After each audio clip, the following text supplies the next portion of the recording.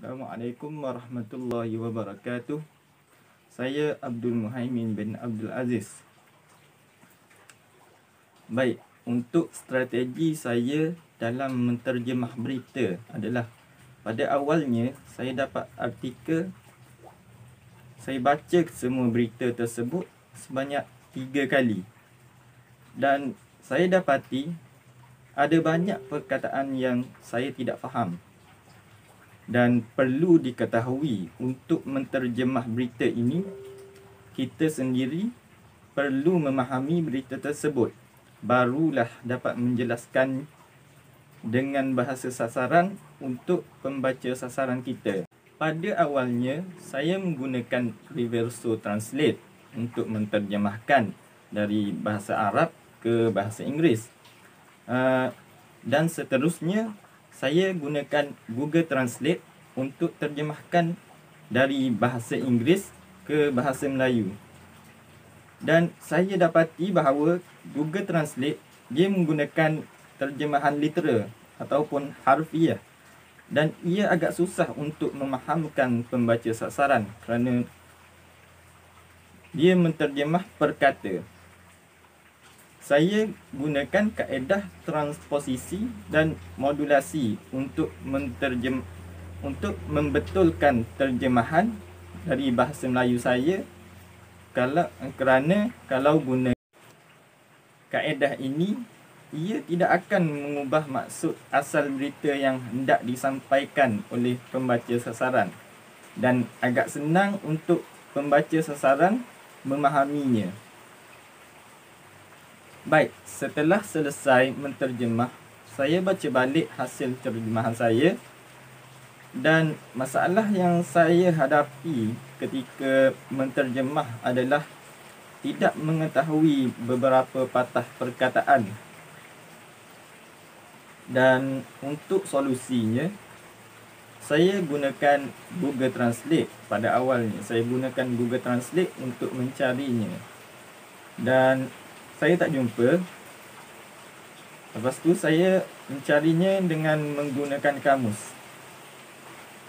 Dan cadangan saya untuk kepada kawan-kawan saya dalam menterjemahkan berita ini, saya cadangkan supaya banyakkan membaca berita dan banyakkan terjemahkannya, kerana untuk membiasakan diri bahasa-bahasa berita.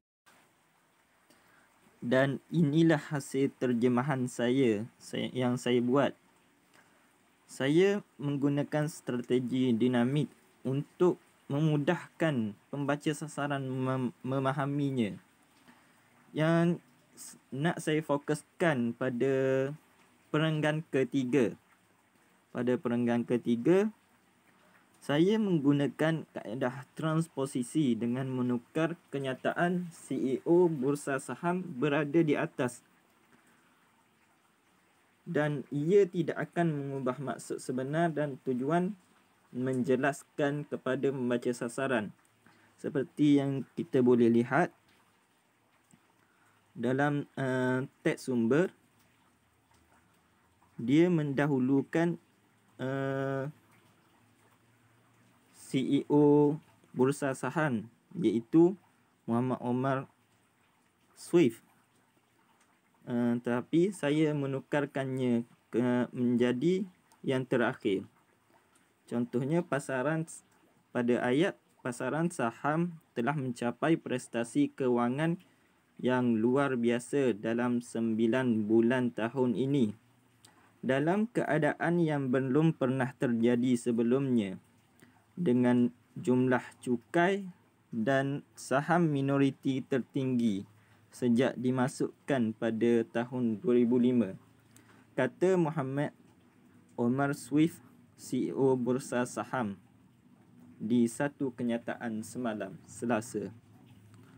Dan untuk teks sumber pula, wa min janibihi qala ra'isu tanfizil lil bursah Muhammad Omar Swift fi bayani lahu ams as-thulatha inna bursah hukkiqat ada'u maliyan istisnaniyan khilal 9 ashhur min al-'ami hali fi zurufi lam yasbiq laha masil bitasjili a'la arbah iddu darbiyah ضريبة خصيص أكلية منظر إدراجها في عام 2015.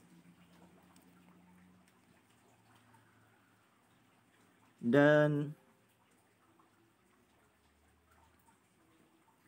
untuk perenggan yang lain, saya menggunakan kaedah modulasi dengan membuang perkataan yang tidak perlu untuk memudahkan lagi pembaca sasaran memahaminya. Dan untuk vocab baru pula yang saya dapat daripada akhbar ini, yang pertama ada dua. Yang pertama safil arbah, iaitu keuntungan ataupun untung bersih. Yang kedua suqil awraq wal mustaqat maliyah, pasaran derivatif kewangan. Itu saja daripada saya. Assalamualaikum warahmatullahi wabarakatuh.